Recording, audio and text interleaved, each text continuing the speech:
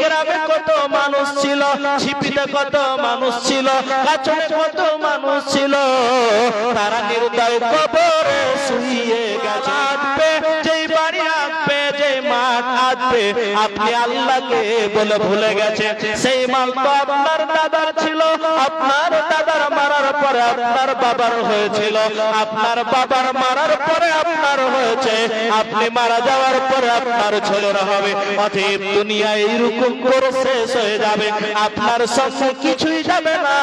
সামান্য 3.5 হাত জায়গায় আপনাকে শুইয়ে দেওয়া হবে, আপনার সঙ্গে কেউ যাবে না। অতএব বন্ধুরে, এই দুনিয়া আমাদেরকে ছেড়ে চলে যেতে হবে। আমাদের পূর্বে কত মানুষ এসেছিল, তারাও চলে গেছে, আমাদেরকেও চলে যেতে হবে। অতএব দুনিয়ার মহব্বতে পড়ে নিজের জীবনকে ধ্বংস করে দিও না, নিজের জীবনকে বরবাদ করে দিও না। অতএব জিন্দেগিটা আল্লাহ তাআলা দিয়েছে, পৃথিবীর দিকে তাকিয়ে দেখো, আজ থেকে 50 বছর পূর্বে এই গ্রামে কত মানুষ ছিল, ছিপিতে কত মানুষ ছিল, কাছনে কত মানুষ ছিল, তারা নির্দয় কবরে শুয়ে গেছে। অতএব আমাকেও আপনাকে চলে যেতে হবে। যেই দিন আমি আপনি দুনিয়া থেকে চলে যাব, আপনার আমার সঙ্গে কিছুই যাবে না। বন্ধুরে আমার, যখন আমার সঙ্গে, যখন আমি আপনি কবরবাসী হয়ে যাব, যখন আমার আত্মা বেরিয়ে যাবে, এলান হয়ে যাবে, আত্মীয় স্বজনের মধ্যে খবর হয়ে যাবে, অমুক গ্রামের লোকটা মারা গেছে, অমুক গ্রামের লোকটা মারা গেছে। 11:30 12টা সকাল 10টার সময় তার জানাজা হবে, আত্মীয় স্বজন আসবে, শুভ বিদায় জানিয়ে কবরে রেখে চলে আসবে। অতএব দুনিয়ার মহব্বত আপনার থেকে গেল, আপনার সুন্দর বাড়ি থেকে গেল, আপনার সুন্দর বাড়ি থেকে গেল। অতএব কিছুই গেল না, কিছুই আপনার কবরেও যাবে না। শুধু একটি জিনিস যাবে, সেটি হলো বরবাদ করে কবরের আযাবে যায় না। ও পৃথিবীর মানুষ, আপনি চিন্তা করেন, যেই সম্পদ আসবে, যেই মাল আসবে, যেই বাড়ি আসবে, যেই মাঠ আসবে, আপনি আল্লাহকে বলে ভুলে গেছে। সেই মাল তো আপনার দাদার ছিল, আপনার দাদার মারার পরে আপনার বাবার হয়েছিল, আপনার বাবার মারার পরে আপনার হয়েছে, আপনি মারা যাওয়ার পরে আপনার ছেলেরা হবে। অতএব দুনিয়া এইরকম করে শেষ হয়ে যাবে, আপনার সঙ্গে কিছুই যাবে না। সামান্য 3.5 হাত জায়গায় আপনাকে শুইয়ে দেওয়া হবে, আপনার সঙ্গে কেউ যাবে না। একলা জীবন, একলা মরণ, একলা থাকতে কিসের ভয়? এই দুনিয়ার মানুষগুলো কেউ তো কার নয় গো, এই দুনিয়ার মানুষগুলো কেউ তো কার নয়। একলা জীবন, একলা মরণ, একলা থাকতে কিসের ভয়? এই দুনিয়ার মানুষগুলো কেউ তো কার নয়। স্বার্থ ছাড়া কেউ চলে না, দুঃখের মর্ম কেউ বুঝে না, কাউরে আবার দুঃখ দেখলে করে দুঃখীর অভিনয়। এ দুনিয়ার মানুষগুলো কেউ তো কার নয় গো, এ দুনিয়ার মানুষগুলো কেউ তো কার নয়। যে বুঝবে তোমার মনের কথা, মুছে দেবে সকল ব্যথা, সে আল্লাহর সাথে বলো কথা, থাকবে না যে কোনো ভয়। এ দুনিয়ার মানুষগুলো কেউ তো কার নয় গো, এই দুনিয়ার মানুষগুলো কেউ তো কার নয়। একলা জীবন, একলা মরণ, একলা থাকতে কিসের ভয়? এই দুনিয়ার মানুষগুলো কেউ তো কার নয় গো, এই দুনিয়ার মানুষগুলো কেউ তো কার নয়। অতএব দুনিয়ায় এসেছেন একাই যেতে হবে একাই। যাদের গালে চুমো দেন ছেলে মেয়ে, যাদের জন্য লাঠির জোর দেখান, যাদের জন্য পাওয়ার দেখান, যাদের জন্য ক্ষমতা দেখান, যাদের জন্য বাড়ি করেন, যাদের জন্য ঘর করেন, যাদের জন্য সম্পদ বানিয়েছে তারা আপনাকে শুভ বিদায় জানিয়ে দেবে। আপনার মৃত্যুর খবর যখন হয়ে যাবে ছেলেরা আপনার মালকে বন্টন করার ফিকিরে থাকবে। অতএব দুনিয়ার মহব্বতে পড়ে পৃথিবীর মানুষ আখিরাতকে ভুলে যেও না। বন্ধুরে আমার, আমি আপনি মারা যাওয়ার পরে এবার কবরে আমাকে আপনাকে রেখে দেওয়া হবে। এমন সময় আমি আপনি কবরে শুয়ে যখন থাকবো, কবরে যখন মানুষকে শুয়ে দেওয়া হবে, আমাকে আপনাকে যখন কবরে শুয়ে দেওয়া হবে, এমতো অবস্থায় তিনটি প্রশ্ন করা হবে। অতএব বন্ধুরে, ওই তিনটি প্রশ্নের মধ্যে বলবে না তোমার ছেলে মেয়ে কি করছে, তোমার বাড়ি কোথায় আছে, তোমার ঘর কোথায় আছে, এ কথা আল্লাহ তাআলার সেই ফেরেশতা জিজ্ঞাসা করবে না।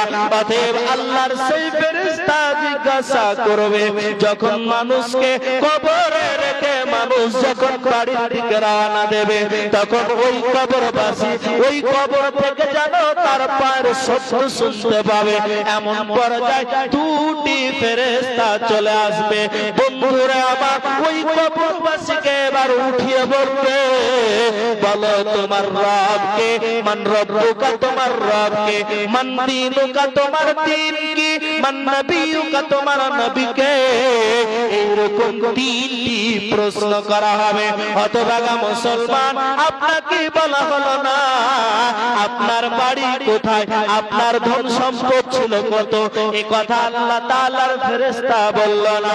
আল্লাহ তাআলার ফেরেশতা সর্বপ্রথম যে প্রশ্নটা করবে সেটা হলো মান রব্বুকা তোমার রবকে, তোমার রবকে, মান দীনুকা তোমার দ্বীন কি, তোমার দ্বীন কি, ওয়া মান নবিয়ুকা তোমার নবীকে। হতভাগা মুসলমান, যেই লোকটা দুনিয়াতে বেঈমান ছিল, যে লোকটা দুনিয়াতে বেনামাজি ছিল, যেই লোকটা দুনিয়াতে মানুষকে হত্যা করেছিল, যে লোকটা দুনিয়াতে মানুষের প্রতি অত্যাচার করেছিল, যে লোকটা দুনিয়াতে মানুষের প্রতি জুলুম করেছিল, ওই লোকটা বলতে পারবে না আমার রব আল্লাহ, আমার দ্বীন ইসলাম, আমার ধর্ম ইসলাম, আমার নবী আখির মুহাম্মদ মুস্তাফা। ওই কাফের বলবে না, ওই বেঈমানজি বলতে পারবে না, ওই মুনাফিক বলতে পারবে না। ওই লোকটা বলবে যেই লোকটা সর্বসময় বলেছে ইন্নাল্লাযীনা ক্বালু রাব্বুনাল্লাহু সুম্মা ইসতাকামু তাতানাজ্জালু আলাইহিমুল মালায়েকা। যেই লোকটা বলেছে নিশ্চয় আমার রব আল্লাহ, নিশ্চয় আমার রব আল্লাহ, যেই লোকটা এর প্রতি অবিচল থেকেছে, ওই লোকটা কবরে বলবে আমার রব আল্লাহ, আমার দ্বীন ইসলাম, আমার নবী মুহাম্মদ মুস্তাফা। এই মতো অবস্থায় আল্লাহর সে ফেরেশতা বলবে ঘুমিয়ে যাও, ঘুমিয়ে যাও, নিদ্র অবস্থায় ঘুমিয়ে যাও। কতদিন পর্যন্ত ঘুমাবে? যতদিন পর্যন্ত কিয়ামত না হবে। ঘুমিয়ে যাও, ঘুমিয়ে যাও। কেমন ভাবে ঘুমাবে? যেমন ভাবে বাসর ঘরে নতুন জামাই আর নতুন বউ একই বিছানায় ঘুমিয়ে পড়ে, ঠিক তেমন তুমি আনন্দের ঘুমিয়ে যাও, ঘুমিয়ে যাও। কিন্তু লোকটা যদি বেঈমান হয়, লোকটা যদি মুশরিক হয়, লোকটা যদি কাফের হয়, লোকটা যদি বেনামাজি হয়, সে তো বলতে পারবে না।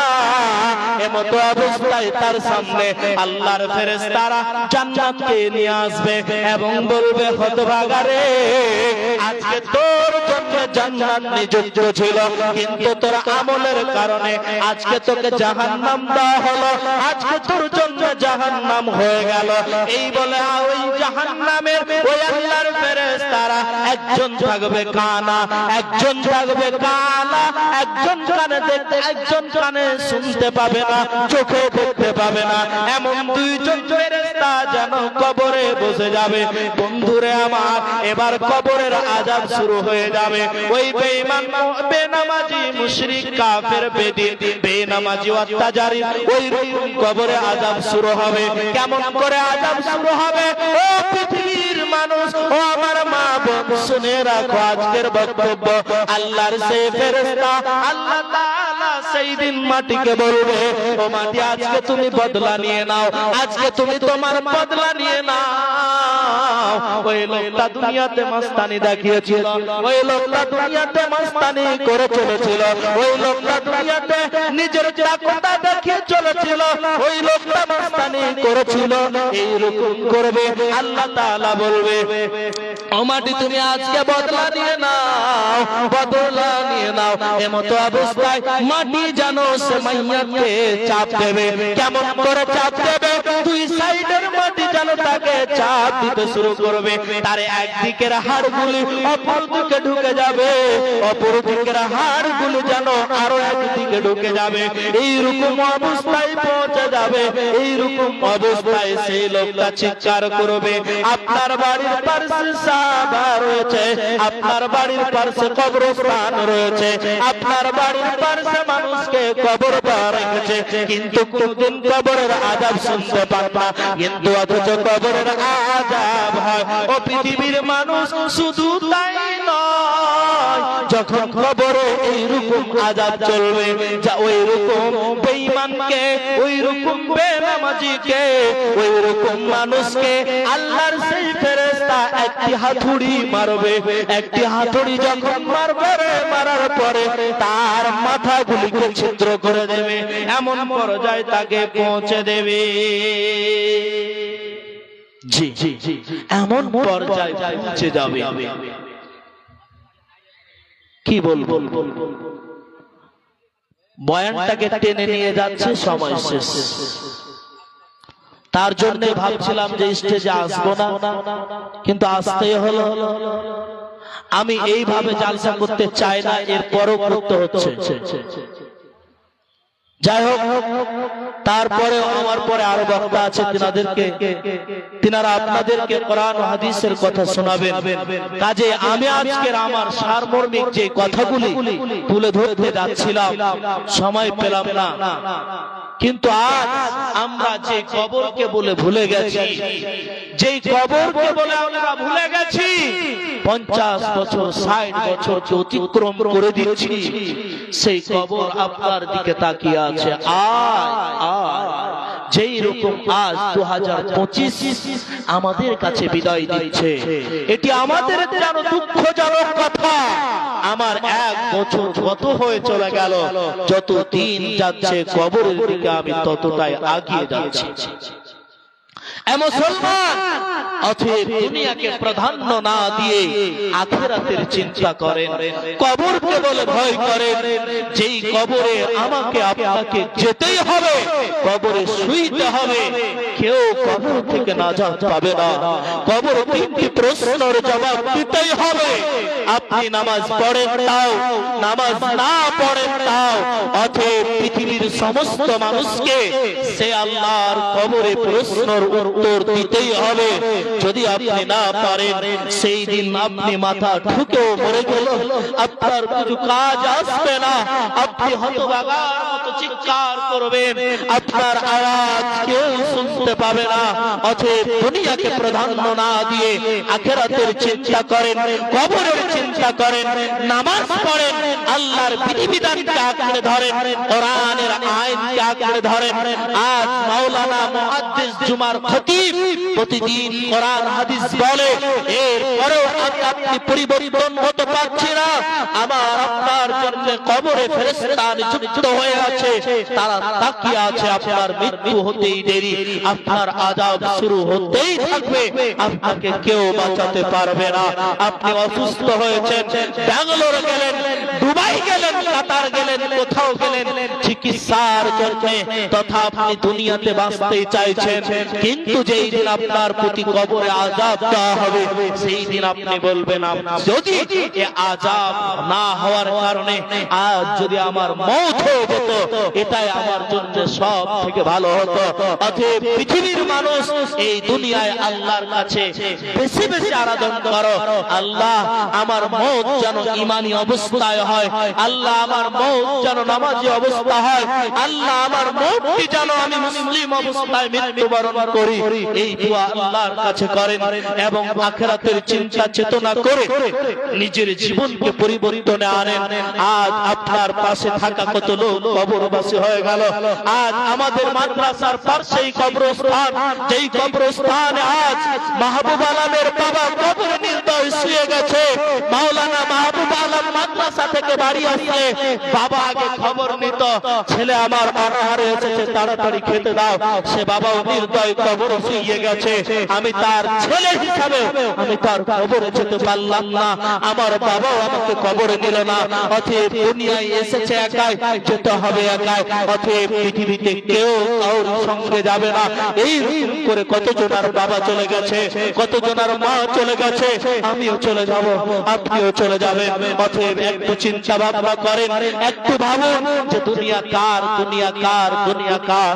এই দুনিয়া সামান্যটুকু। আল্লাহ রাসূল সাল্লাল্লাহু আলাইহি ওয়াসাল্লাম বলছেন যে দুনিয়াকে তোমরা প্রাধান্য দাও, কিয়ামতের তুলনায় দুনিয়া তুচ্ছ। তোমরা একটা আঙ্গুলকে সমুদ্রের পানিতে ডুবাও এবং সে আঙ্গুলটাকে উঠাও, ওই আঙ্গুলটাকে উঠানোর পরে দেখো কতটুকু পানি তোমাদের ওই আঙ্গুলে ধরে। ঠিক তেমন কিয়ামতের তুলনায় এই দুনিয়াটা আপনার জন্য ততটুকু। অতএব কিয়ামতের একটা দিন হবে 50,000 বছরের দিন।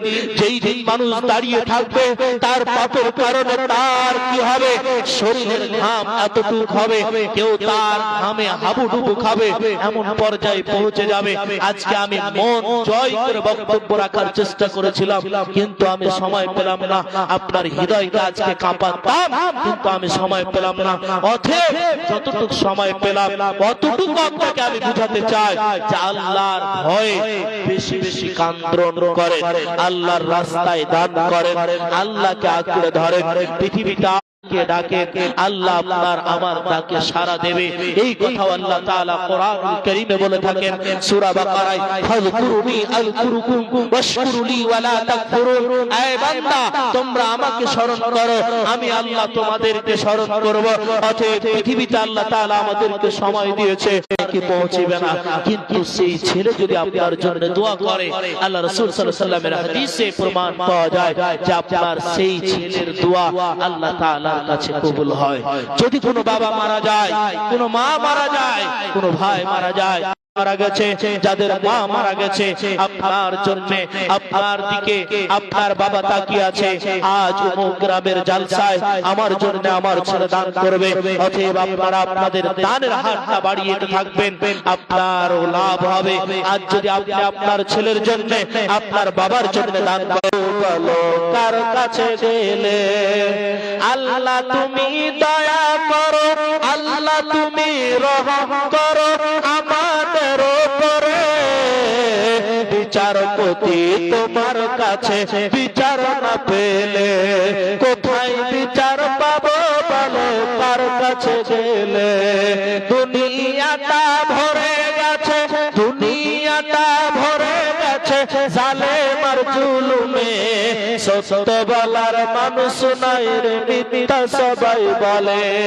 অন্যায় কাজ করে যারা ধরা নাই পড়ে, ভালো মানুষ কষ্ট করে জেলখানার ভিতরে। বিচারপতি তোমার কাছে বিচার না পেলে কোথায় বিচার পাবো বলো, কার কাছে গেলে বলো, কার কাছে গেলে। দুনিয়াটা ভরে গেছে জালেম আর জুলুমে, সত্য বলার মানুষ নাই রে, মিথ্যা সবাই বলে। সত্য বলার মানুষ নাই রে, মিথ্যা সবাই বলে। আল্লাহ তুমি বিচার করো, আল্লাহ তুমি বিচার করো ইহো পরকালে। বিচারপতি তোমার কাছে বিচার না পেলে কোথায় বিচার পাবো বলো, কার কাছে গেলে বলো, কার কাছে গেলে।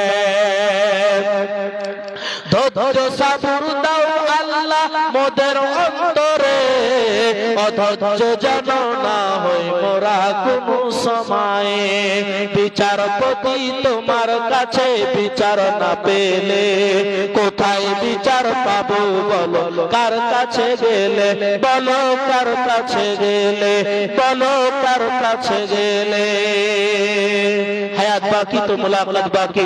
এখান থেকে আজকের বক্তব্য করলাম। আসসালামু আলাইকুম ওয়া রাহমাতুল্লাহ।